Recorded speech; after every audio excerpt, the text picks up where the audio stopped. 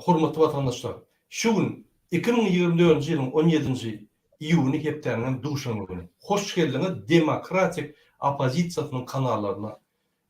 Hoş geldiňiz. Hormatly vatandaşlar, şu günkü biziň temamyz Gurbanlyk bayramynyň netijeleri. Şu gün men bilen efira Konstitusiýa Centrynyň ýolbaşçysy Muhammed Düýejik gatnaşýar. Muhammed aga, salamu aleykum, hoş geldiňiz. Salamu aleykum vatandaşlar, salam biradar.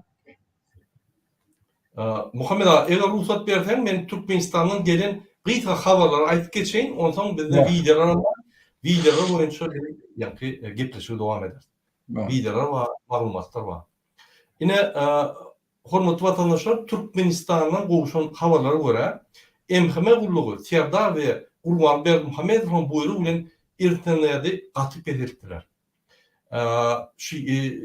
Azajyk goýdular, ýa-ni internetiň barlyk görünýär ýöne şondan gepleşip bolanok, video geçip bolanok, ýa-ni köp maglumatlar geçip bolanok.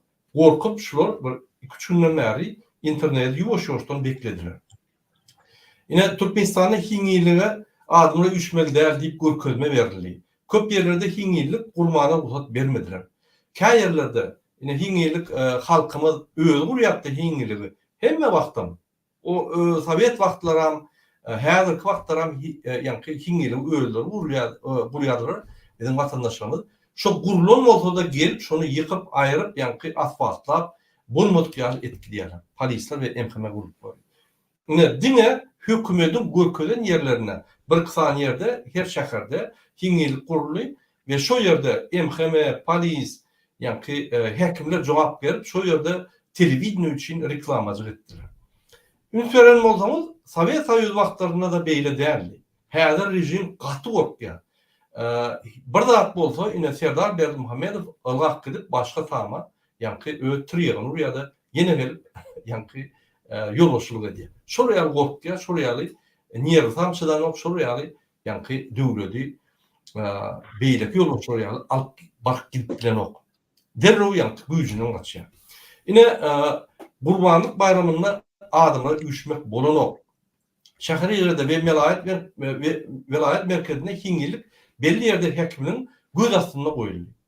Hiňilikler hukuk goýan goýajylar saklaýarlar. Telewizion hemme zat gülýär diýip görkezler ýaly.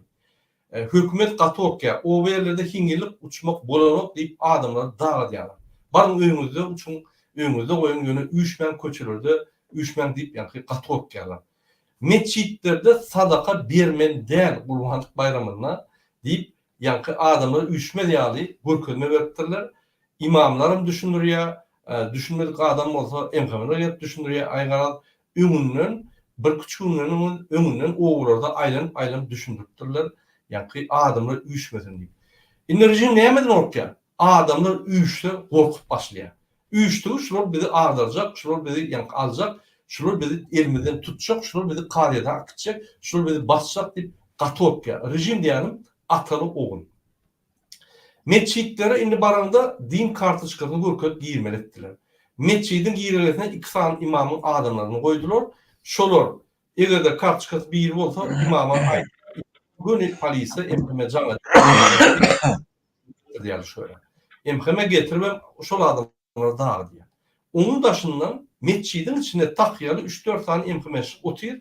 Bir zat bolsa şo ýerde ýa-ni derrew usulýan çağırar ýa-ni şo ýerde ýa-ni hemmedan üçürür ýaly.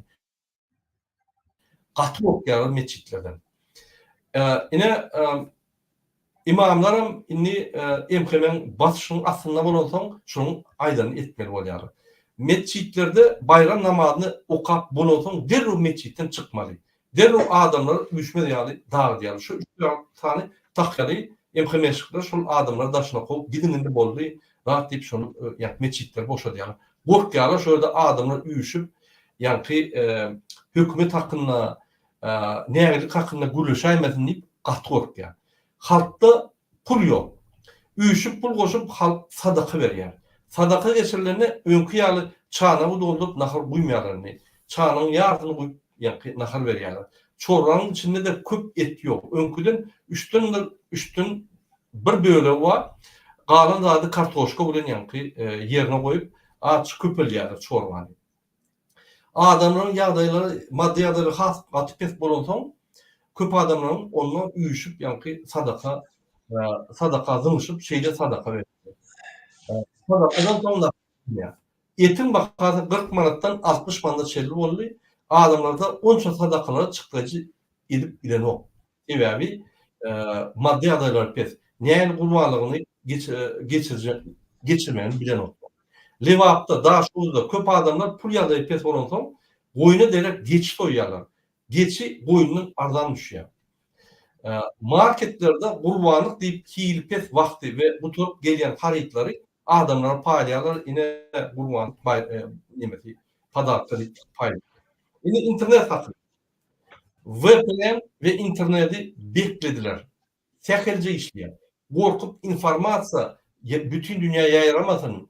Yine şu yerden daşırttan içine derro kontaktı girip buları yankı adamlar kaldırıp ne aylıkları köpürlüp derro köşkününe baraymadan korkup dine Türkmenistan'a daşından halkar kurumuna gelenine köpür diyorlar. Kalan vakti bir küçük böyle. Başarsalar doğru yapacaklar. Yine hormatly vatandaşlar, men yine 20 tane sorum prezidente sizin adınızdan 20 tane sorum verdim. Şu yerde yine demokratik opozisiýa adına halkın adına sorum verdik. Şu yerde bir interneti näme sebäpli kesiýär, konstitusiýanyň plan maddalary bozulýar diýip biz ofitsialna ýa-ni Gurban we Serdar Bermuhamedowy ýüzünük. Yine bizim hakyky hakymyz, informasiya almak hakymyz, bütün dünya bilen gatnaşmak hakymyz.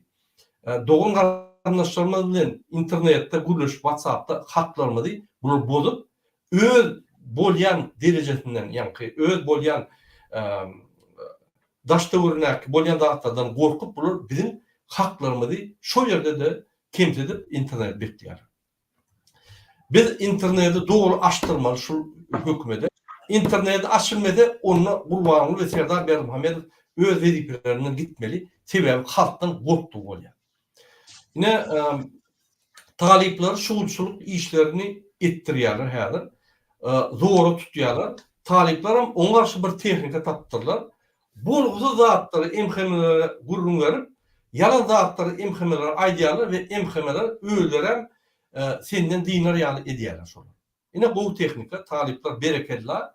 Şu tehnika ulanyp emhemeler şuulçuluk diýse, yani bolguzy zatlary bir gerekmejek zatlary, yalan zatlary aýdyp dursaňyz öýler sizden gaçar.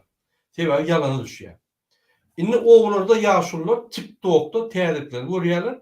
YouTube açtıranoklar dime TikTok'ta hakykati göremetek başka yerlerden hakikat tap bolanok diýip aýdýarlar. Ataly oğul bizi ve bütün dünýäni ağlaýarlar diýerler. Hälem TikTok'ta täzekler göremetek başgaça eşidip bolanok şu täzekler diýip aýdýarlar. Ataly oğul polny interneti yapmaly diýerler. Emheme adamlar şantaj edip şuulçuluğa mecbur etmek tehnikasy.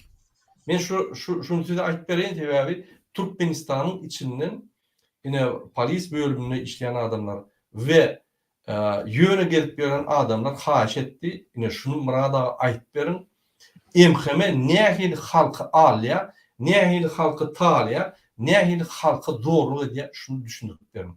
Biz emheme barda ýürüýte bir efir ederiz. Şu emhemen hemme tehniklerini, alıw tehniklerini, halka basyş tehniklerini görkezler ve şöyle size görkezler. Şuna garşy näme görüşmeli. Sebäbi Gurbanlyň ataly oğul, ýa-ni Gurbanlyň Serdaryň esasy güýji emheme işgärleri. Onuň köp däl. Men 9000 diýip dursam, onça da ýok heni. Şolary ýa-ni her welaýatda nämelikler başlasa, öýlere maçky diýe emheme. Indi senin bunyň tehnikasy näme? Bunu polis bölümünün başlığına ya da avurun başlığına can edip adamları gerekli adamlarını tutturýar. Şol adamları tutturan soň polis açyk şolary gorkudan soň şolar gelip ýa-ni şol adamlara gürleşip ay bolýar sen günaň ýok eken zat diýip men seni häzir boşatjak ýöne sen bizim bilen hyzmatdaşlyk etmeli ve şolardan dil hat alýarlar. Şu dil hat alandan soň şol adamlar hyzmatdaşlyk etmäne mezbur. Şuulçuluk etmeyene mezbur, adam satmana mezbur, birinin üstünden birine arda yazmana mezbur bolýarlar. Ine şu ýaly podly, şu ýaly ýa-ni adam zady gelişikli zatlary emhemeler ulanyp adamlar şantaj edip ýa-ni ulan ýaly şol adamlar. Özem şolar zadany berýär, narka trafikleri, narka baronlary, hökümetde oğurluk edýänler tapın, biz baryp işlerini öğretip, şolar tap berip berýärler, şo şugulçylar aýdýarlar plan ýerde. Bular mark şöyle bu altyr Türkiýe ýa-da narka barony tutup ýa-ni gynap başlarda onun pul alýarlar. Hökümete pul geçiren oklar. Onun pul alıp bir $200 şugulçy berýärler-de ýa-ni kontakt ýazýarlar. Ine şonuň birinji skemasy. Galan skemalaryny ýürüýte gepleşiklerinde aýdar. Hormatly watandaşlar, ine men size Gyýhazyk Türkmenistanyň gelen habarlary aýtdym. Inni Muhammed ağa şu bir kısa videolar görkeler ruhsat berseňiz, oňa bir gepleşik. Ine hormatly watandaşlar, şu videoya ünsüyorum. Muhammed ağa kommentariýatyny berer. Bir minut. Ine Türkmenistanyň näme gurbanlyk geçýär? Külli musulman eleminde hayır sahavata beslenen milletin bütünlüğünün, agdy birliginiň, jemsizliginiň we şükranalygynyň bayram bolan Quddet Gurban bayramynyň dawaralary ýurdumyzyň ähli welaýatlarynda bir keramatly ulun temizligi beslenen ýyl säherinden başlandy. Säher bilen welaýatlaryň ähli meçhitlerinde Gurban bayramyna nasibetli ýüzlerçe adam bayram namazyna geldiler. Hormatly prezidentimiziň öz halkyna iýeren gutlugyny hoşal bolan ýyldaşlarymyz Nurany säherde kalby päklik bilen bayram namazyny okudylar. Gahrman arkadamydyň, hemde hormatly prezidentimiz arkadaly gahrman terdarymyzyň tagallalary netijesinde dünýäniň ösen döwletleriniň birine öwrülen güneşli diýarymyzyň mundan beýlekde pazarlap etmek üçin dilek edildi. Şeýlede gahrman arkadamyzyň hemde arkadaly gahrman terdarymyzyň mehwan watanymyzy gülledi göstermeň, eri halkymyzy bol ölüň esnetli durmuşda ýaşatmaň, hemde umumy adamdaryň awadan durmuşynyň behbidine gönüp durulan insan perwerlige ýurulyny beýik işlerinde hemiş ora başlyklaryň kimra bolmagy dogrusundaky ýagşy dilekler tüýjar dowlar bilen utgaşyp gitdi. Muhammed ağa, ine siz bir kommentary berseňiz, men size ýöne kommentary başlamalykaňyz bir soru berjek. İksan haja arkadan bilen alawaly arkadan ogry neydi? Şu Gurban dini bayramda şunu halkı mutlamaya kadar adamın bir Türkiye'de. Niye de? Bir mutluluk, şu mutluluk, şuna mutluluk nesip olsa halkımı değil. Şu hacar kadar ve hacar kadar kahraman Serdar Alaval Serdar niye de bu? Şunu da bir cevap verirsen. Yine bir gedek kemmi vatandaşlar salam. Men bütün Türkmenistanları, bütün Türkmen halkını şu yetip gelen Gurban bayramı bilen kutlayan, olan beren Hudaý ýolları kabul bolsun. Innikiyle hemmem Hudaý yetersin. Bir Türkmenistan'a gurbanlyk ören hükümetin kontrolünün bir kontrollüğün astyna geçti. Şu hakynda hem ort diline hem Türkmen diline Azatlyk radiosu öz jurnalistlerine esaslarıp doğal görünüşüne şu nemeleri berdi. Yani burada da gelen informasiyaları aýtdy size. Meçhitlere barjak boldan 2 tane adam kapyň agdyna du diňe kartışky esasynda meçhitlere girip bolýar. Galan adamları hemmesinin öýlerine barıp okuwçylary, mugallimleri, hökümet işgärlerini, studentlere hemmesini duýduryp durlar meçhitlere barmaň. Şol üçin hem ýanky görkedilen nemede şu çära gatnaşdyrylýan adamları bir topar ýaşullar hükümetin hemişe eýlek beýlek türap beren ýaşullary hükümetin KGB'şniklerini meçhitlere barıp Türkmenler aýt namazyny okut diýip telewizorda görkezdiler. Hükümet ören gorkdy. Tebebi Ramazan ayında Eid-i Fitır'da Türkmenlerin yaş oğlanlar ayal gıyıblı hemmesi hücum getirdiler meçhitlere. Bizim kurbanlıkta çağırış ettik gelin deyip hükümet korkup hemme çareleri şu an gördü halk meçhitlere barmar yana. Ondan hem beter. Hiç yerde halk yığınlanmar yana etti. Hatta tallanacak hillikli yerlerde Türkmenler şunun dine kurnan yerlerine o da çeklendirilen adamları öz veriyen adamları dine televizörde görketmek için görettiler. Kalan yerde hatta neçe adat haber veriyor adat radiyesi ya halkın özü kurnan hinliklerine barıp yıkıp saplak kaydıktırlı polisiyalar. Şun yani hükümet şu kurvalıktan korktu. Şu bütün halkın içinde de giyinden yayradı. Halkın içinde canet yerlerin hemmesi bize gün veren akla, kurvallığı belleden akla divayet yerli. Hükümet halkı yüzlenecek olayan. Görün vatandaşlar. Şu hükümet karamdadılar nehirli halktan korkuyor. Halkın hareketinden korkuyor. Tebebi korkmağa sebep var. Bula halkın önüne cevap verip bilene. 20 tane soruyu biz tayinlap yayrattık. Halkın önüne şu hükümet eğer halka hürmet koyuyan olsa, öz boyuna alan dağıtlarını yerine getirecek olsa şu sorulara cevap vermeli. Şu sebepten bula halka kısıp başladılar. Sorulara cevap verip bilmeyenler yuvurdu tağladılar. Hiç daha da onuran akla bütün bizim halkımızın köfenip görelleri şu karamlardan yuvurdu tağlayanlarından. Şunun ölleri bileyenler, şunun için korkuyanlar.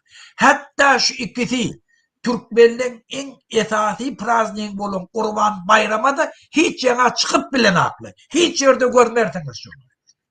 Kurban mescide bağlayan her bir Müslüman adam kurbanlıkta hükmen ait namazına barıyar.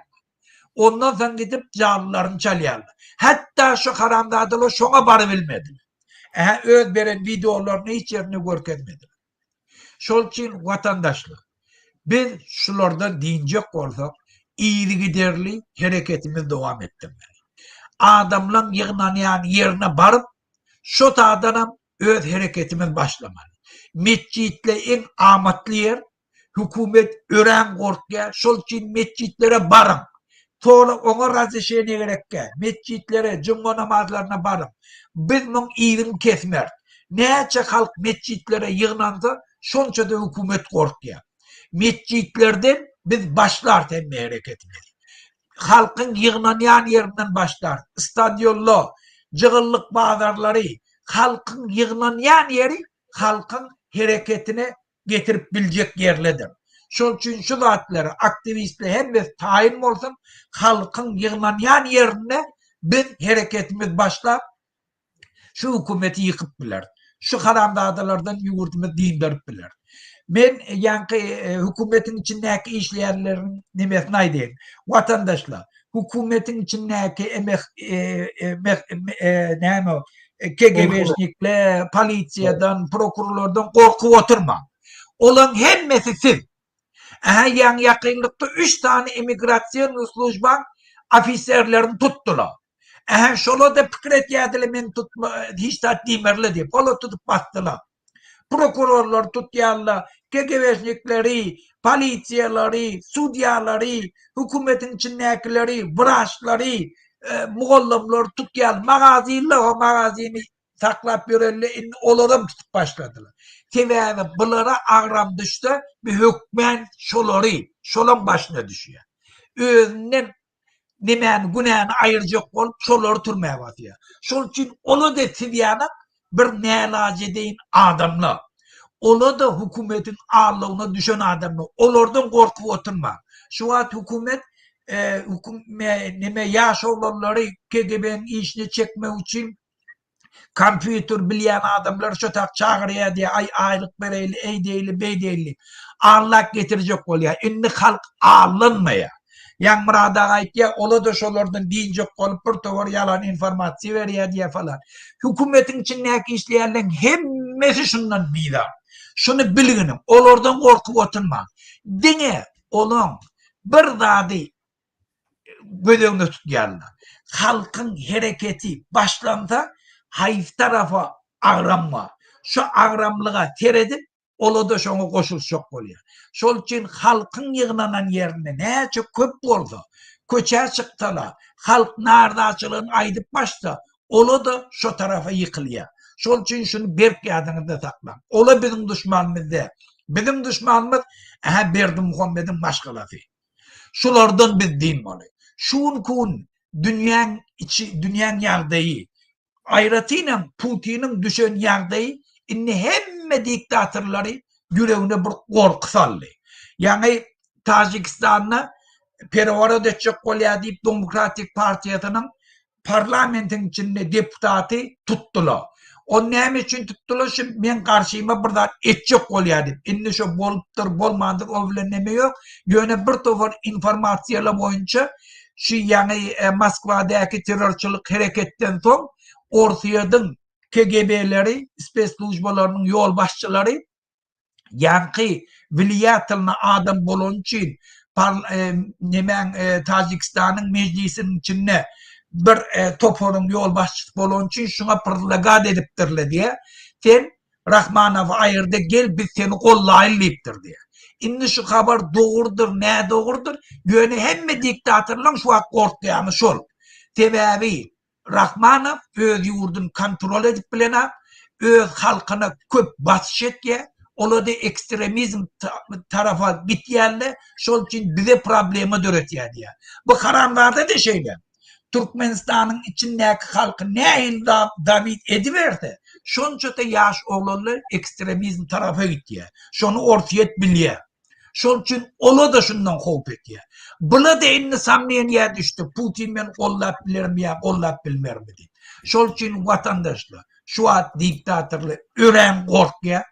Ola giýjegini ýatyp bilenä. Şol üçin dine birdat halkyň ayaga almak gerek. Boldum Murad abi. Bolýar, sag bolun Muhammed ağa. Umumy egerde biz aýtsak häzir Türkmenistanda gaty jistoki usilny rejime girdiler. Türkmenistanda indi bayram geçirilse usilny rejime girip, yani halk gysyp başlaýar. Bayram däl, ters bayram bolýar da. Egerde bayram bolmasa halk arkyn usilini bolman, gysman, yani arkyn edýär. Bayram bolsa halky gysyp başlaýar. Mundan döwletde olandyrşykda bu genotsid diýýär. Halkı genotsid etmek. Gelin yine başka bir video seyredelim Muhammed ağa. Şu başka devletlerde näil bolup geçýär? Yani Gurban Bayramı. Ortaýa şu.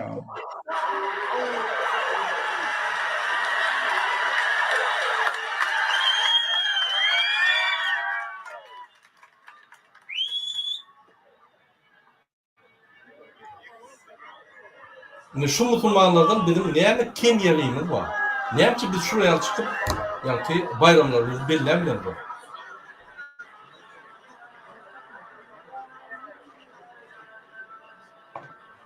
Türkmen televizyonyny görke ol çäre gatnaşdyrýan adamlaryny getirip koy. Abı halky var, äle kaka.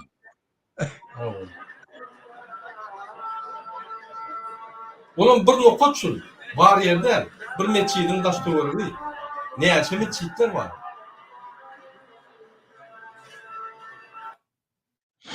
Yine şuraya hormatly vatandaşlar, bizim bayramımız değil, bize bayram değerli deyip ters yapı ýagdaýda bolup gelýär.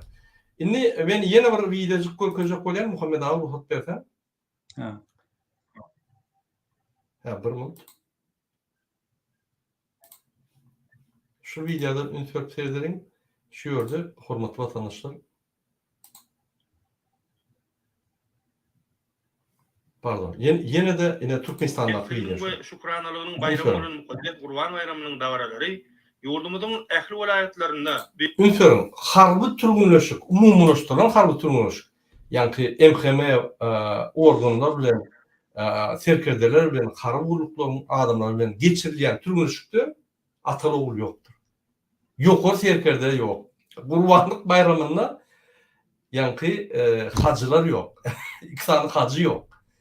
Bular näil döwlet durumlarya, bular öýlerine näil awtoritet bar diýip berip berýär şu atalawul. Maskara bar. İksem. Şu videony ýalňyza gördük. Men muny görkezmeýin. Men başga bir material görýän sede, hormatly vatandaşlar, ine şu materialy bir ýürüýtler görkezýän, ine derdim hormatly vatandaşlar. Hatda Azatlyk radiosyny belläp gelýär. Ünsürp berdim şuňa. Näme diýär Azatlyk radiosy? Yani bir minut. Men size tercüme et bereyim. Türkmenistan'da 16-18 iyun'da Gurban Bayramı belirlenýär. Yine Azatlyk korrespondenti, yani şu bayrama barıp şöyle yani материал ettirdi. Правительство опасается народа, поэтому, yine şöyle yazılır. Правительство опасается народа, поэтому любое массовое мероприятие проходит под страхом, под строгим контролем властей и при их активном участии. Руководители силовых структур в этот раз контролировали планирование и проведение мероприятий по случаю Курбан-Байрам, говорят источники. В административных центрах, на площадях перед зданиями качели разрешили устанавливать только официальным организаторам, а частным людям запретили. В Туркменистане во время празднования Курбан-Байрам, согласно одному из обычаев, молодые люди катаются на качелях. Hükümet adamın 3 korkya, şoň üçin diňe özüň 2-3 yerde bellilen yerlerine hiňelik kurdurmany ruhsat berýär. Galan yerine adamlar öldürüp oýtada hiňelik goýduran ok belläp geçýärler. В жилом комплексе под названием 90-й разъезд, 90-й разъезд, да, на открытой площадке местная молодежь по случаю праздника установила качели. На прилегающей территории провели уборку. Ямы засыпали щебенкой, специально подготовились к празднику. Yine halk üyeleri yankı değişikleri yama щебенка koyup şu yerde hiňelik kurnosa. Первый день Курбан-Байрама мужчина и женщина, и девушки, и парни собрались вокруг этих качелей и начали шумно отмечать праздник. В это время туда подъехали сотрудники полиции бывшего Рухабадского этапа и потребовали от собравших убрать качели и разойтись. Они пригрозили в случае отказа добровольно убрать качели. Организаторы будут приговорены к 15 суткам административного ареста, рассказал один из местных жителей. Ünferin Muhammed Bu ünferin Kurban Bayram, devlet Kurban Bayram deyip belliye bütün dünyadan Serdar Berdimuhamedov'u Musulman devlettir şu bayramlarını kutlayan demek ofitsial taydan bayram. Şu vakitte bayram belirleyecek olsam seni akıtıp 15 sutka basacak yani. Şunu düşündürse de ben şunu düşünemem. Ay Allah canım. Ay bunlar var ya kino, katı kino sebebi ünferin hormatlı vatandaşlar. Öňem Sovet Soýuzyna da gurmanlyk goýulýardy. Men ýadymda Hitrovkada goýulýardy, ýa Gribayetde goýulýardy. Men ýadymda 2-3 ýerde goýulýardy, şöýle barýardyk, neme hiňellik edýärdik. Neme diýärdik, adamlar üşýär. Şo ýerde bir däpdesi bolupdy. Şo ýerde ýaş gyýylar, ýaş olanlar duguşup, ýa-ni maşgala bolmuşýar, öýlenýär, soň söýüşýär, soň ýene orada bir bayram. Ona bir taraftan, bir taraftan Musulman bayramı. Bütün dünyada Musulman devlet bolsa belirlenýän bayram. Serdar Berdimuhamedov men seňärde görkezüm, ofitsial gutluklar ýa şo bayram men geçirýän, halkym gutlaýan diýip gutluklar ýa. Ýöne şo wagtda halk şonu belirlejek bolsa, onu tutup 15 yıl kalatýar. Diýmek bular hatda biziň bayramlarymyzy bütün dünýäni ağırlap, diňe öz ruhsat bolmasa biz şonu belläp bilemzok. Musulman bayramımız bolsa da belläp bilemzok şonu. Diňe şoň aýdyşýaly, şoň görkezden ýerine bellämeden başga ýerde bilemzok. Ýene şonuň azatyň bir tarapy diýilýär. Biziň ýa-ni öz bayramlarymyzy, musulman bayramlarymyzy bellemäne hakymyz ýokdur. Üşmäne, gülleşmäne, duşuşmana, hiňelik etmäne hakymyz ýokdur köýe. Ýene şoňa bardy şu rejim, Atalogul gorkup şoňa bardy. Nämiş? Düýeci bilen Murat Urbanov demokratik opozisiýa adamlar bayramlara barın, hökman, üýüşün diýip ýa aýdandan gorkup bayramlary ýapýaýdy. Bu gürgüç dämi? Diýmek, iki tane ekrana çykşan diýen adamdan gorkup halkyny gysyp başlaýar. Şol ýaly bular gowşok. Şol ýaly ýa-ni bular näme etjegini bilen oklar. Ine ünferseňiz, iyi nokap bereyim Muhammed ağa. Hatta Putin uruş gidip dur. Uruş ýa-ni uruşpýar. Uruşan devlette de Moskwada, merkezde gördüğüm näýdi? Ýa-ni adamlar üýüşüp Gurbanlyk bayramy belläýär. Şo ýerde de şonuň haklary bar. Bolmasa Putin dünýäde diktator. Şo diktator devletde şo haklary bar. Bizde dagy biziň diktatorlarymyzy bunu gizläp internet ýapyp, informasiýa çykmady ýaly edip, gorkulyp, maşgalalarymyza gelip gorkulyp, şo emhemen men size aýdaýyn. Şunun arkasında hiç tat yok. Şunun boş. Bu halktan korkan adamlar. Yalnızca vurun verdim şunun teknikasını. Aura var ya, aura baranok zanat ya. Biz komşu edardan, 3 katlı edardan Bunu 3 harfli diýerler Türkmenistanda. Kazyol edara 3 harfli diýerler. Başlan şu sözi. Ýöne halkyň aýdan sözi şu. Ine şular ýa awrun başlygyna welaýatlarda, etraplarda polis bölüminin başlygyna jagat şunu tutmaly, görkezme bar diýip ýa-ni tutturýarlar gerekli adamy. Ondan bir zat bolsa, eger tef aýlansa, olardan hem jawab et başlasa, ýa arzyat başlasa, awrun başlygy we polisiň başlygy ýa-ni işini boşlarlar. Bunu gyrada galýar. Şol ýaly bir podly, hakyky professionallar däl, diňe intriga, şantaj, adamlardan pul alıp talamançylara dönýär. Men şoň üçin şol terroristler diýem. Terroristler ne şu ýaly hökümet wezipetini ulanyp, gurban bolan terdar amaýdy, nimetlerini şonu edin, depin talan halky, nimetlerini şonu edin, sizin konstitusiýa sorajak ýok, ýöne saklan. Bularym eli gelýär-de. Eli gelýär, halky talyýa, podstaw edýär, bir-birini uruşdurýar, bir-birini ýa-ni opozisiýanyň içinden uruşdurýar, bir-birini ýa-ni uruşdurup, töwüşdirip, bulary öz-özüne buluşdurýar. Bolmasa, bularym ne güýji bar, ne ukyplary bar, ne ferişleri bar, hiç şartları ýok. Diňe halkyň gowşak ýagdaýyny ýa-ni şermendeligini ulanyp, bular birek-birek garşy görüşdirýär. Opozisiýa da şeýle. Şoň üçin biz hiç kimä soruşamda biz Gurbany Serdar Berdimuhammedow Türkmen taryhyndaky iň uly zulmy bu kurdonunu tutup şonu ýykman goýarandy. Hormatly vatandaşlar, gelin iýini örelim. Ne şu ýerde по его словам, присутствующие на праздниках старики обратились к молодежи с советом не шутить с властями и подчиниться их требованиям. Şurada yaşlılar oynatken ayrım hingilliğini yankı öyümüde dargan. Yaşlılar bolmadık olsa şular boyun almazdı yaşlar. Yaşlar sebebi önkü ýaly, onu önkü garrylar, yaşlılar ýaly haklarını bozdurup gorkup olur ýaly inni ettirmeýär yaşlar. Yaşlar görürsünüz, böküp çıkar şular. Таким образом, празднества, самостоятельно организованные местными жителями, окончились так и не начавшись. А молодым людям в первый день Курбан-Байрам пришлось разбирать качели.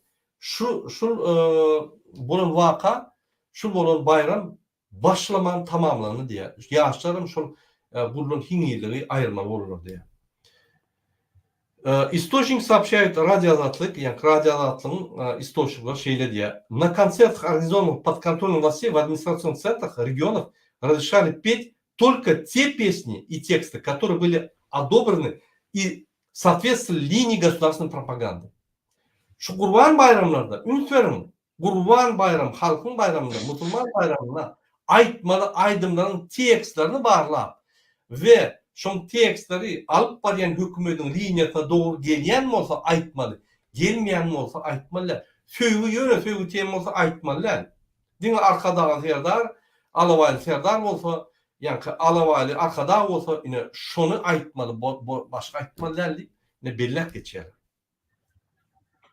Например, некоторые слова о религии в стихах поэтов таких как «Нахтун кули фараги», «Фраги», «Кемине» были изменены, чтобы они отражали такие понятия, как любовь к родине и преданность к властителю. Bunu näme diýär? «Mahtumul fragin» ve «Keminen» goşgularynyň setirlerini çalşyp şoýra ýa-ni öz ýurduňa, watanyňa we arkadaňa wepalygyny görkezmeli diýip, ýa-ni şu sözler goýup şonuň goşgularyndan ütküldürler. Maskaraçylyk däl bu. Ýallaklar bilen çepekçileriň ýallyk derejesiniň aňarsy ýok. Şular betondan geçdiler. Iýler başga döwletler betona diýilýär bolsa, şular şonan geçdiler. Demek Koreýa ýa ozak bolup ýörse. У туркменов, как и других мусульманских народов, на Курбан-Байраме забивают жертвенные животные и устраивают садака и другие церемонии. Yani Kurban Bayramı'nda Türkmenistan'da adamlar mallar soyup yani sadaka veriyorlar diye. Как сообщает корреспондент радиоатлык, что в регионах в поле зрения властей попали граждане, которые забивали жертвенных животных и проводили садака по случаю Kurban Bayramı. Şu sadaka geçiren adamlara kontrol arttırırlar. Ünferim.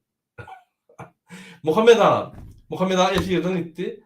Ünferim hormatly vatandaşlar. Eger sen gurbanlyk geçirýän bolsaň kontrol almaýar. Ba men ba. Bak Muhammed abi. Mu näme diýeksin? Näme diýär? Вилаят Хэтраб, сотрудники органов внутренних дел и национальной безопасности, было поручено участвовать в мероприятиях, изучать мнение населения о государственной политике. Yani emhemeşlikler ve polislere şeyde buyruk buluplar. Şu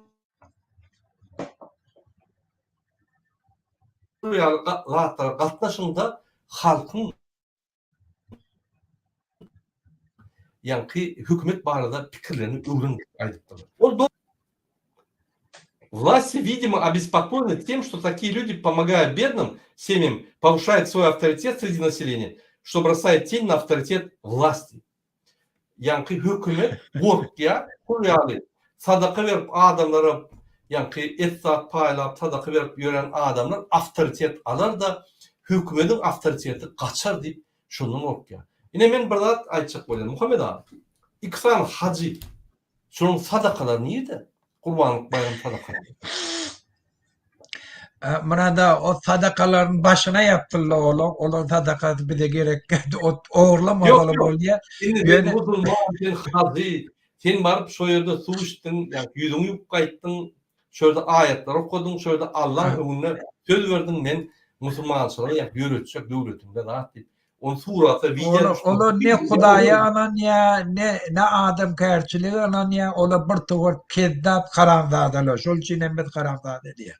Ýöne bula bir zada düşünmeli. 21-nji asyrda 19-njy asyryň paniýatyrları bilen ýurt dolandyryp bolana. Sen hiç zat giýip taklay bilme. Sen bir gün internet ýaparsyň, 2 gün şu an Türkmenistanyň içinden hiç informasiýa gelene. Doğrudan alıp bolýar da internet nimeden. A bir gün çıkara. Hele adatlyk diýedi berdi.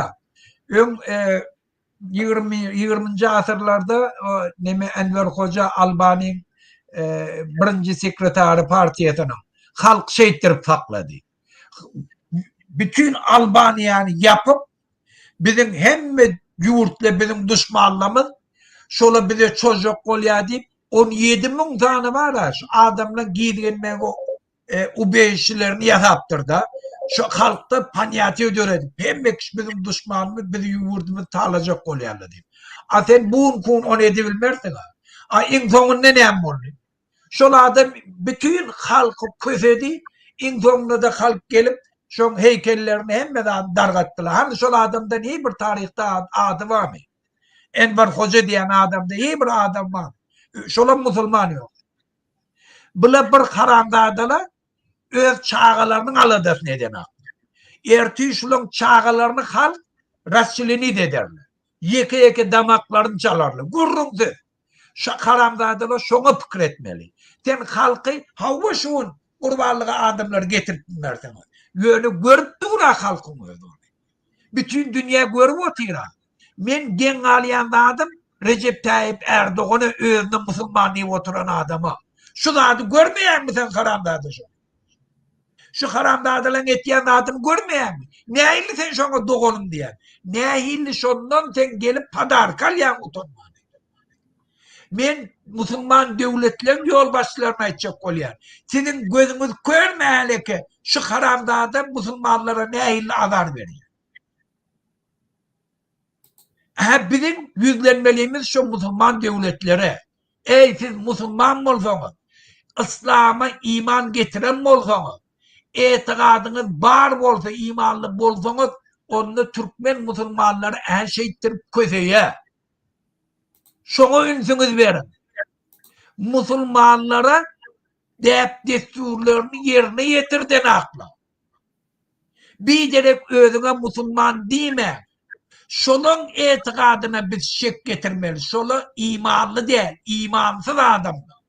Dinin, vicdanından çıkan adamdı şu karamdağda verdi. Muhammed bilen salamlaşıyallı. Şolu dinin hem melattan çıkan adamdı. Men şolara yüzlenetim. Türkmen halkı görüp otuyor. Ertikun şol musulman devletlerin yol başçıları Türkmenle şolun yüzüne tüy kurar. Biz şeyittirip bir karamdağda talab otuyor. Bizi şehittirip kösep otyka. Siz onlardan padarka verýäňiz diýdi. Şol üçin Erdogan utansın. Bütün Türk milletine aitmaly. Şun ýanak döwlet ýol başçylary bir karamzadany gollaýar ki sizin garyndaşlaryňyzy öz dini däp destur berja etmegine päsgelçilik öğretýär. Ola musulman ne? Ola kafirin ermedi. Ola bir karamzada ki Türkmenleri köseýär. Doğru. Şöyle eyyem botla çok başladı Muhammed Ağa. Ene Muhammed Ağa efirden gitti. Eydiya beydiya diýýär. Biz sport edýäs. Häzir efirden tomen turmuş gitmeli. Biz ne araçýar, ne beýle gidýär. Biz arasy işleýär sebäbi, arasy işlemedek şuna geri bilemdik. Sebäbi biz hemme zat özüne etmeli bolýar. Bizim ýa-ni her 5 minutdan gidip Serdar Ber Muhammedow ýaly trewur gelemdik. Sebäbi biz baştan ayağına çeldi. Birinci günümüzden beri özünü işlek geldi. Biz hökümet ulan halkımızı ağırlap pullunu oğurladı. Biz halktan korkup yani emhemeni halka süremdi. Şoň üçin demokratik opozisiýa arqyn, prozraçny görüşýär. Hiç kimden korkanyp, hiç kime bagly arasa diňe görüşüp gelýär. Biz hökümetde işlek göremdik, hökümetden pul oğurlak göremdik. Hökümet bilen işimiz ýok ýöne. Hökümet Türkmen halkynyň öňüne borçludur. Sebäbi saýlanan hökümet. Ol her kim ata babaty bilen alynan hökümetler, häzir bizim hökümetimiz ata babadan geçiş hökümet bolup galdy. Eňede dym otursak, ata babadan aktygyna geçip Türkmenistan ýetik gidýär. Şoň üçin bir topar ýallaklar çepekçiler aýdýar. Ýallaklaryň bir çeni bar, çaky bar. Ol pampersy ýaşullara maskara. Ola ýaşul ýerler bütün dünýäde maskara. Hatda Kırgızstanyň parlamentinde da bellek geçýärler. Kırgızstanyň parlamentinde bellek geçýärler. Bütün dünýäde bellek geçýär şu ýaşullarmy. Utanç bu. Goýmaly şu zatlar. Näme iksany özüni unutup bilmeýän adamyň ýerine durup öýlerine hac diýen adamlar hiç wagt mesçide bar, ne Ramazan bayramynda bardy, ne Gurbanlyk bayramynda bar ýa. Ol kimin hacylary? Öz tohumynyň öz pullarynyň hacylary. Halkyň hacykdy. Ne sadaka berdiler. Ne Gurban bayrama halka bir jest etdiler. Hiç hat eden barlar. Gaýtyp gorkup sen bayram belläýsen öz awanda. Sen 15 sutka akders diýip ýa-ni buyruk berýär. Hormatly watandaşlar, ýygyny okalyň, gaty gyzykly Muhammed Ağa. Diňe bizde hatda radio Azatlygyň bellek geçýär.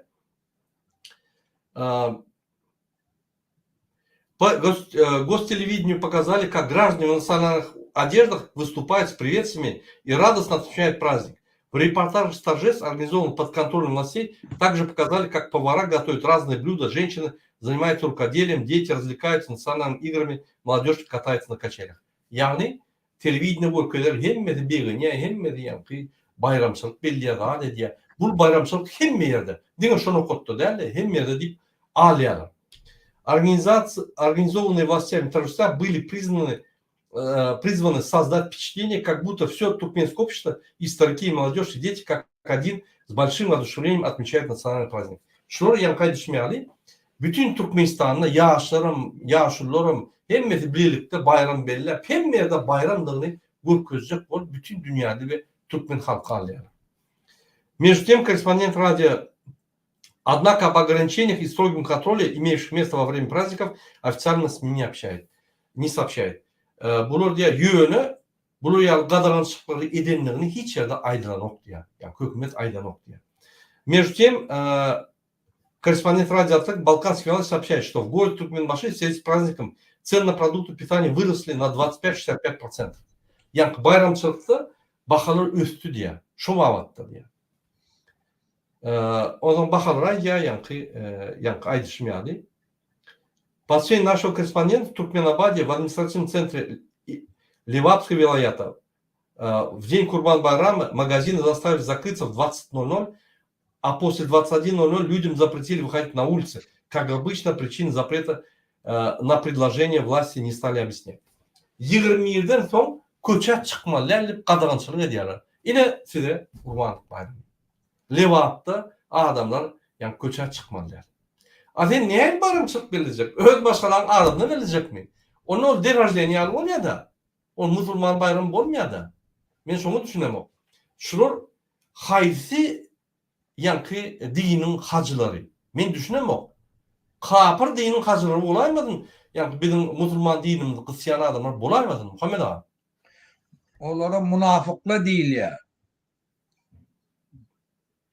Семей, которые забивали жертвенных животных, очень мало. А те, кто делают жертвоприношения, раздают мясо жертвенных животных малоимущим семьям, потому что это легче, чем собирать людей и давать садака. Многие семьи не могут себе позволить купить мясо, поэтому они с радостью принимают такой подарок. Яғни де, bir topar adam sadaka gurnap qadağançılık bolan soň malları alıp kesip, yani maşgaları paylaýar. Şu maşgalar maddi ýagdaýdan pes adamlar şoları alıp gaty berenýärler diýär, gaty owy. В Восточном мире также запретили самовольное установление праздничных вечерей. Яғни Balkan, Türkmenbaşy yerlerde de, yani vilayetlerde de hiňilik gurmana qadağançylyk etdirler.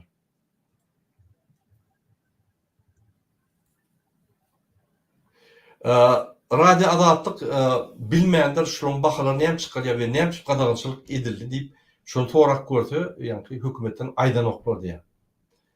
Ine şu ýaly maglumatlar bar, hatda radio Azatlygyna inni bir jemletek Muhammed ağa.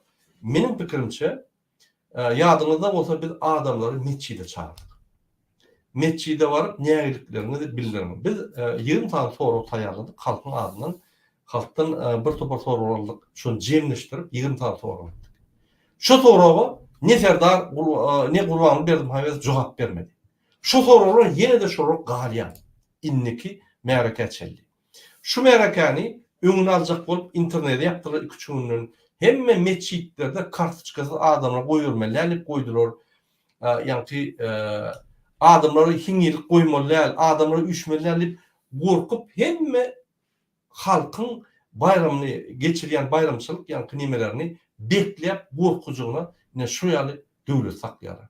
Eger Gurbanlyk bayramynda sen Gurbanlyk bayramyny belirlejek bolsaň, halk bolup 15 sutka seni basýar.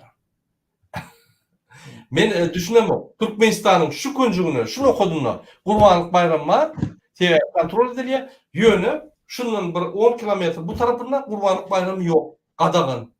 Men şunu düşünemem. Bular näme döwlet dolandyrýar? Muhammed ağa. Näme? Şoda bende Enver Hoca da şonu geçenle o nämet ya halktan bidar bolup ahyrda özi ýaşamalyna, oňun özi şu Tiranna'da Albaniyan sentri şu tadı özüne bir garadok kurýar.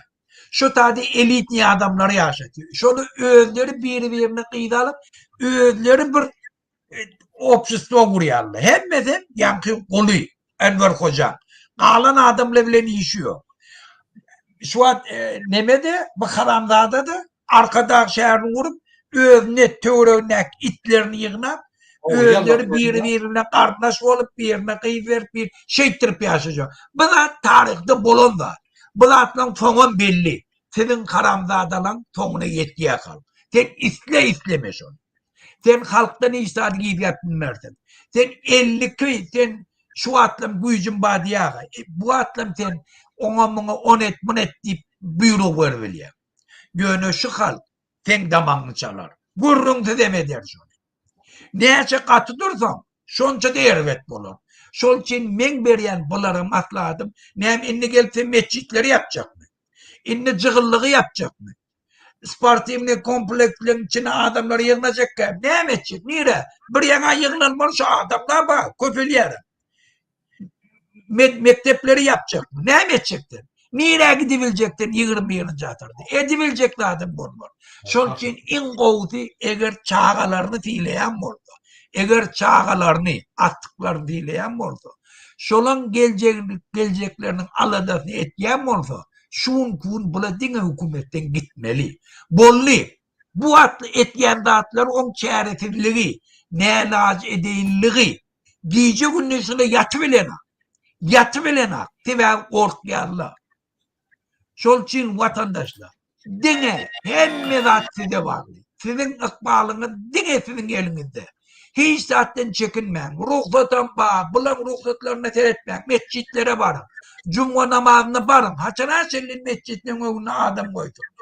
Varın mescide. Size hiç zat edebilmiyor. Hükümetin korktuğunu göz yetirdiniz. Hükümetin içindeki işleyerle de göz yetirdiler.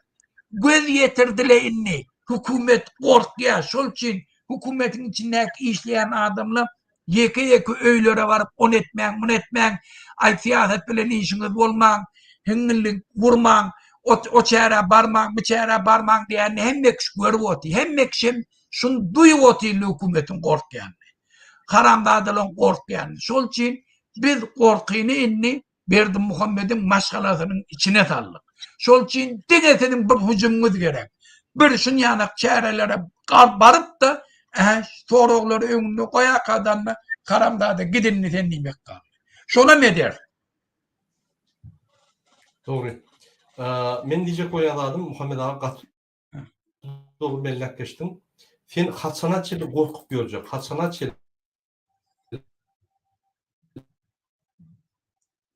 sen hemme daha da gidilecek. Hasan'a çeli sen interneti bağladın. Bütün dünyadan Türkmenistan'ı kestin. Sen kurbanlık bayramları yapyan. Yani bayramlar, Ramazan, kurbanlık bayramları yap başladın. Mescitleri yaparsın. Sen mektep yani üniversiteleri dağıtları yapıp şöyle spesnaldan koyup olur yapıp saklarsın studentleri. Sen küçüleri yaparsın. Sen hem de yapıp Türkmenistan türmeye döndürürsün. Başka yolun yoktur. Şunun için hakiki Onu Hasan Aşer'li ne der o? Hasan Aşer'li ne der? Hazır 20. asır informasiya şu bekletelim sıpya şöyle. Niye sıpyanı özmem bile yok ben. Yine bizim videolarımızda YouTube'da yapıp Türkmenistan'da bizim videolarımı görüp bulunur. Yöne Türkmenistan'ın bana cana diyarlar. Hemen bir soru görüyor sana. Tuğlu mu? Berekella. Niye görüyorlar öldürmem bile. Öldürmem bile o. Prasmotorlar yok böyle. Hemen görüyor şunu. Niye görüyorlar? Yığınancık görüyorlar diye. Yığınancık. Zapsi edip yani 15-20 adamla oturuşup görüyorlar şunu. Halk demek istiyor şunu. Şunun için vatandaşlar bulur bizden korkuyor. Bulur şul yine iki adamdan korkuyor.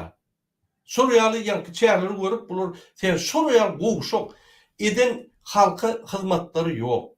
33 yıldan beri konvertasyon saklap bilen yok. İnternet saklap bilen yok. Korkuyorlar.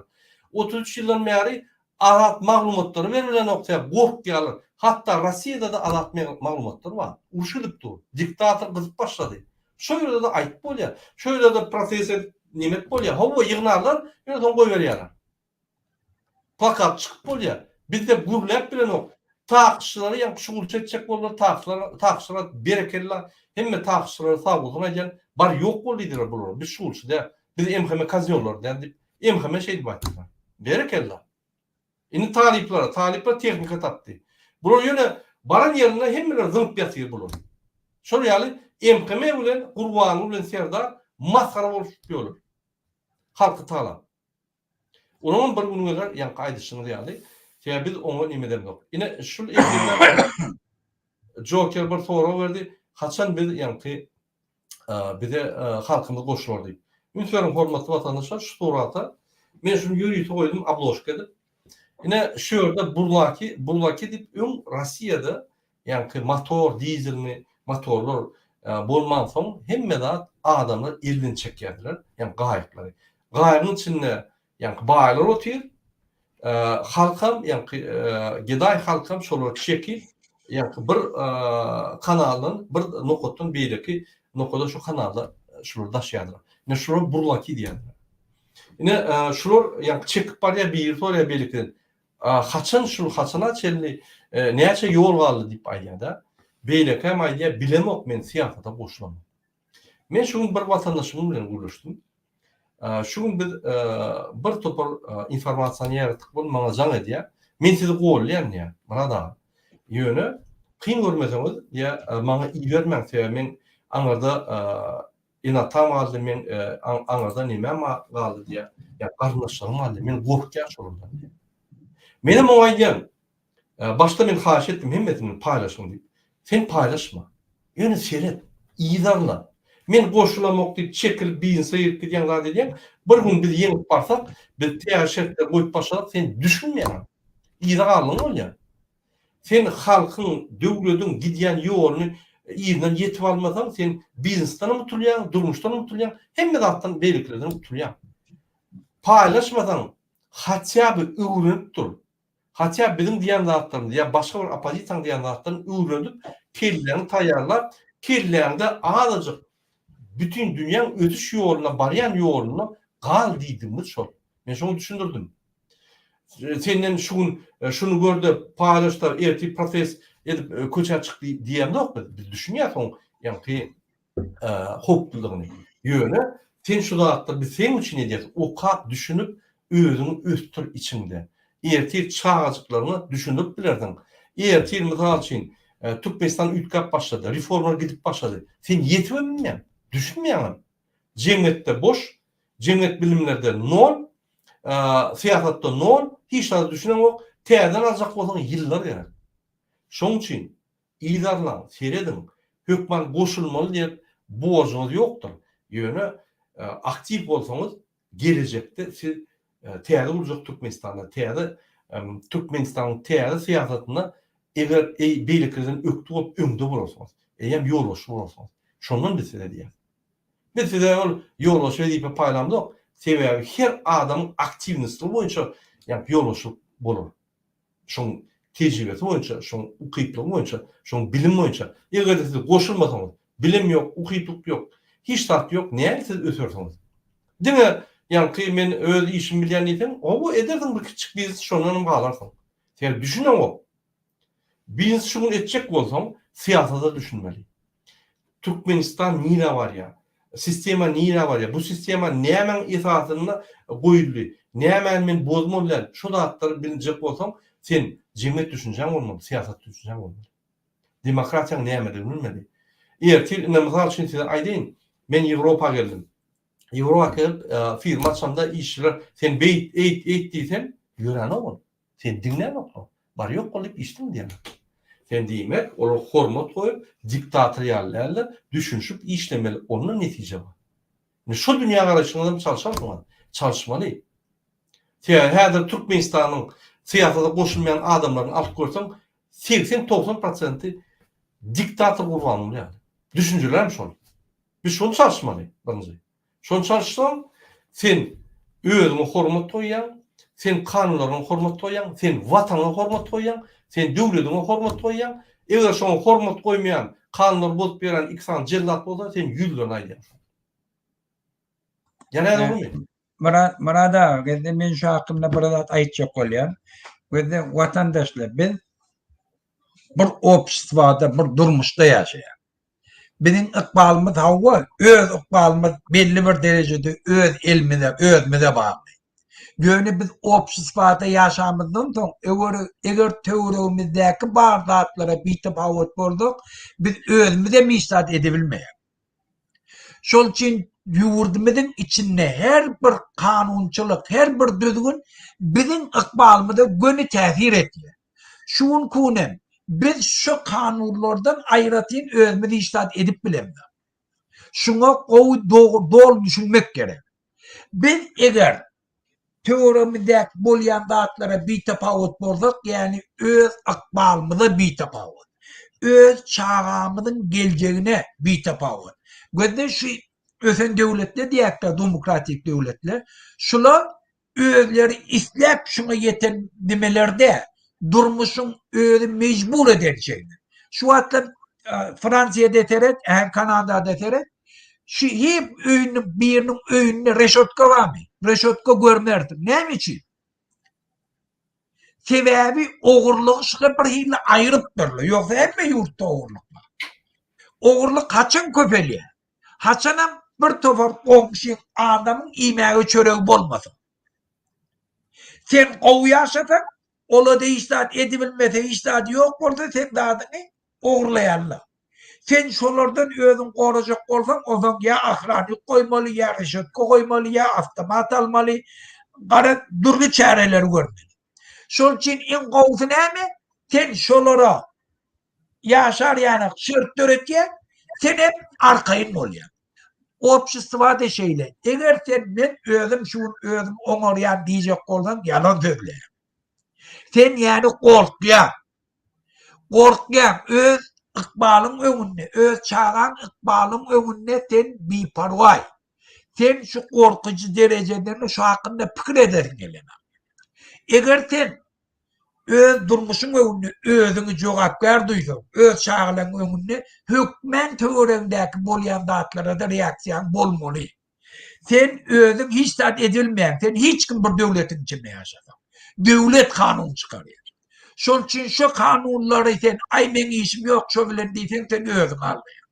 Şol üçin eger ýurduňy ötürjek bolsaň, özüň şu durmuşda gowy ýaşajak bolsaň, çağalan geljegini üptün etjek bolsaň, ýurduň içinde oğurluk bolmarýanak, büýdügünçilik bolmarýanak, uruş bolmarýanak etjek bolsaň, onu bitapawatlıkdan çykmaly. Özüňi belli bir derecede özüňi borçly bilmeli. Ýurduň içinde geçýän wakalara öz reaksiýaň bellerýär. Şol üçin aktiv bolmaly. Bir sana wajyp zatdan biri. Hemme dinlerde de şol. Dinlerde hemmesine bardyr. Musulmançylykda da, Hristiýanlarda da, Jüýütlerde de mescitler var. Ne mescitleri? Sen barýan şo taýda bar töweregindäki zatlary aýtýan, şoňa çözgüt gözleýänler, uruş bolsa uruşa ýygnanyp gitýän çäre gözleýän. Senem häzirki döwürde de ýurduň içindäki bar zatlara gözüň ýemjek bolsaň, sen biderek özüň allap oturma. Men özüm oňarýan. Ýok, sen hiç adam oňara. Sen diňe korkanyň üçin jogapkärçilikden gaçýan. Indi men bir daha diýen, şuň kuneçelim biziň eden zatlamyz netijelerini bir teredin. Gözde şunu hiç kim tananak.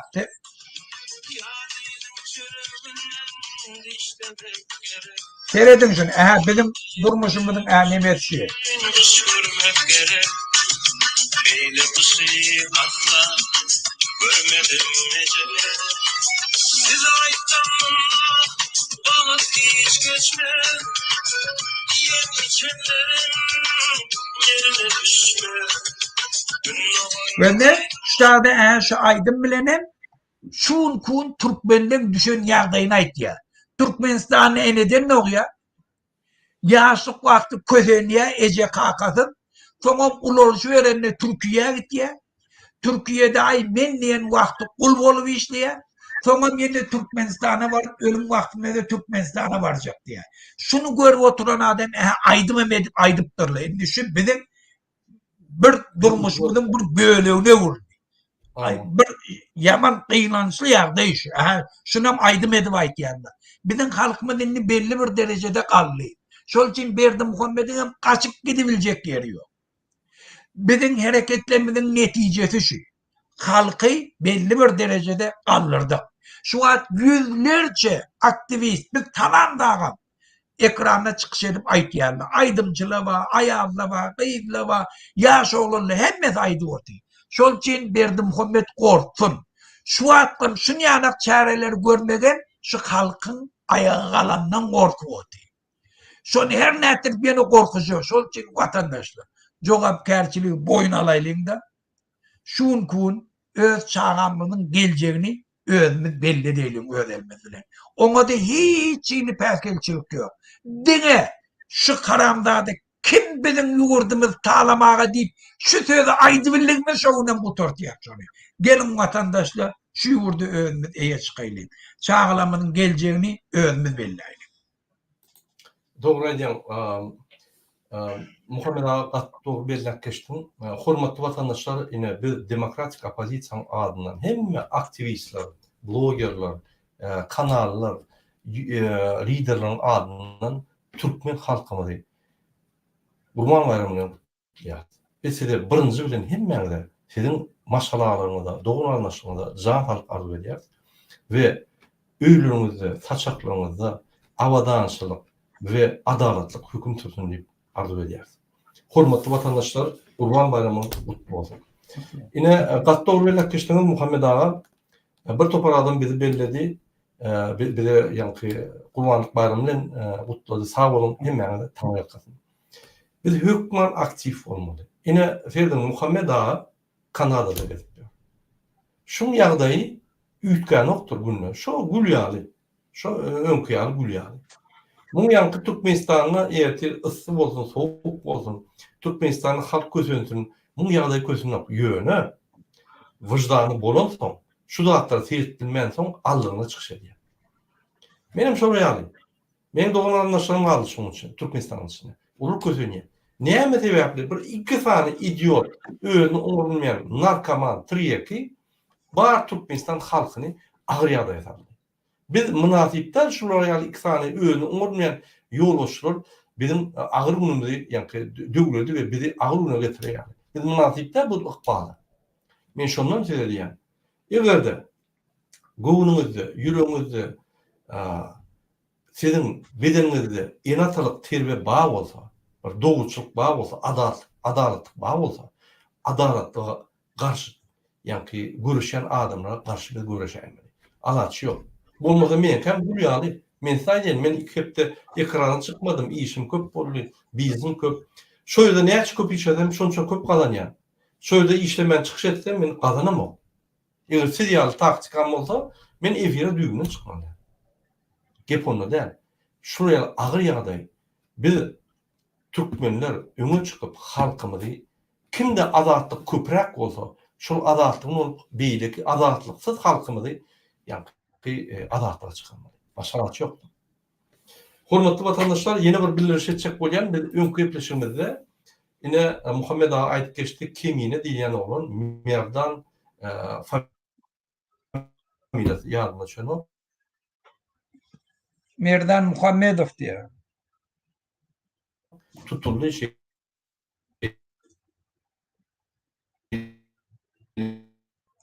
şeyle biz kömek etme internetimiz bölünýän bagşlan şu ýaly aýdyp geçdi. Biz onu açyk ýürek bilen aýtdyk, kömek gerek bolsa kömek edeli. Men ine ýüzlenjek bolýan Soyunowa, Iklimowa şonuň topurynyň adamlaryna biz sene garşy görüşendik. Biz Gurban bilen Serdar Berdimuhamedowlar bütün halky sizem bizem doğulanlaşanlar bizem talap öldürüp helak edýän adamlar garşy görüşýär. Şonuň üçin kimde kim aýratyn bizden aýratyn görüşen bolsa, olam şu zuluma garşy görüşende tutulan bolsa, biz hökman kömek etmeli. Kim bolaýyn? Farhat Durdiýew bolsun, Yunus bolsun, Kemine bolsun, beýlek bolsun, biz kömek etmeli. Sen olam rejim garşy görüşýär. Şonuň üçin biz beýlenemde onu tutulanlar. Biz gynanýar. Men şo bildirişimi ofisial etdim. Şonu düşünün. Ya käbir adamlar ine siz beýlenýär diýip ýok, biz onu şoň ykbalyna biz kömek etbilsek, ine kömek etmäne, taýýar çykyşlar etmäne, protest etmäne, hatlar ýazmagyna biz taýýar diýip aýtdığımız bolýar şo. Muhammed ağa, onu başga soralar bolmasa, başga neme bolmasa netijelesek, ine Türkmenistanyna Gurbanlyk bayramyna biz adamlar meçhidi çağırdyk, üýüşüm diýip. Şonu hökümet gorkup kartçyka giýredip, internetde bekläp, diňe şer şäherde 2-3 ýerde bellemeli, galan ýerde adamlar üýüşmeliler. 20-den 00 soň 3-den seni alyp gidýärler. Özüň halk bolup, o wagtda salançak goýup, ýa-ni ýeňillik goýup, aşdan 10 ýaş tutkan basýarlar. Şo derejä gorkup getirdiler. Diýmek şu adamlar hakyky şuňky real durmuşda, ýa-ni aktual, real siýasatda özüni dolandyryp bilen ok. Gaty dogrylyk geçdiňiz 80-nji ýylyň siýasaty bilen 20-nji asyrda dolandyryjak bolýar. Şoň üçin 80-nji ýylyň siýasaty 20-nji asyrda işläp bilen ok. Biz öňe gitmez. Biz diňe ýyla aýdar. Şol iki sany jellatdan diýmasak bizde alaçy ýok. Muhammed ağa indi goşak bolsaňyz aýdym. Bul Bende Murada köpdür biz 20 tane soru verdik. Şu güne çelli ne aklı oğul hiç kim şoňa jogap bermedi. Biz köp garaşmaz. Ýene de kirgitler şu soruları bütün dünýä ýaradar.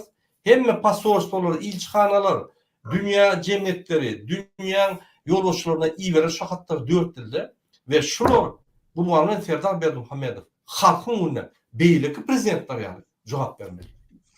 Aýdy Muhammed. Bende Murada biz görüşdi. Biz şu wagt Berdimuhammed Karamzadalar bilen görüşýär. Göreşme diýen zat näme? Sen her bir ýolda bilen titretýär. İtikleyen onun reaksiyonu verdi. Biz hücumumuzu ettik. Hükümet korktu. Hükümet bir tovar çıktıca kaldı. Bir tovar hükümetin içindeki işleyen adamlara zor salıp olur gününe koymanı halka kızıp başladılar. Biz yine de hücumumuza başlar. Biz bunu gününe koymaz. Biz dine gep bilen çeklenemde. Biz hükümeti şu haramzadaları yurttan dindarcak oluyor. Halkımız yurda eye çıkaryanı etcek bolýar. Şol üçin bizim göreşimiz dowam etýär. Biz muňa gün bermer. Biz öňe näçe gedek aýtdyk. Inni haramzada pikir etme. Ýeke meýdançada oýnap bilen kady. Inni seni tansetdirmer. Inni seni oýnatmaz. Seni günüňe goýup bilmer. Senin öýüňde arkaýyn ýatyp bilmerdin. Yatırtmaz. Biz halky ýene çağırış etýäk, meçitlere barın. Cuma namazlarına barın. Hani göreyli sen nimet yanım görür. Biz inne sana gün vermiyor. Aha, burada. Doğru diýäňiz, meçitlere barmany durmaly. Meçitlere barmaly. Biz dinimize yapışmaly. Dinimize adalatlıktan, yani adalatlıkta saklamaly. Dinimize egerde Burhanymyza bizim yani meçitlerde alawaly serdar, alawaly arkadar şoň atlar tutulsa diýmek bizim dinimize hücum edýär. Biz şola duruzmaly. İmamam bolsa, imamyň ýok bolsa, imam bolsa, hajam bolsa, ýanşan bolsa ýüzüne basmaly. Sen duraw meçidinde sen arkadan kitaplarını okuma. Bäde bu Allah'ın öýü, sen öýüňde, bu Gurbanyň öýüde. Gurbanyň gurpmuş meçidi. Gurbanyň bir köpek pulu ýok. Emme pullar Türkmenistan halkyndan oglady. O döwletin puluna gurdy. O ýerde de gurup pullaryny oglaýar. 400 milyona meçit kurup bolýarmy? Görkedim maňa 400 milyon dolara näme meçit kurup bolýar? Görkedim maňa. Ýarty pul oglanýar. Näme 400 milyon dolara meçit kurmaly? Näme hacı bolup 400 milyon dolara öz arkadan meçidini kurýar. O kezzaplyk dämi? Hatta dinine de kezzaplyk diýilen şu. Hormatly vatandaşlar, şunun bilen biz efirimizi gutlaýar. Ýene bir gezek biz halkymyzy Gurban bayramynyň gutlaýar. Size elmedama şadyan. Şul ajaýyp bayramda şul ajaýyp bayramda maşalaňyz bilen oturşup hakyky bayramyny bellemäni arzu edýär. Inneki bayramlar nesip bolsa Türkmenistanda geçirir. Muhammed ağa, onda näme? Ruhsat berseň biz efir jemläli. Bolýar, sag bolun vatandaşlar. Sağ olun, hormatly vatandaşlar.